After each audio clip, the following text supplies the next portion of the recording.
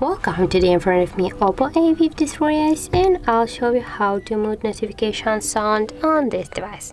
So first you should go to the settings application and then tap on the sounds and vibration section. Here we got the ringtone volume panel, and just to mute your notification sound, you can swipe this dot here on the left side.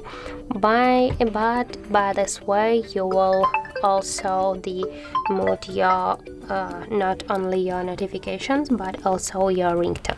And if you don't wanna mute your ringtones but only notifications, I suggest you to go here to the default notification sound section, tap there, I'll just tap to allow, and here switch your currently notification sound to the none one.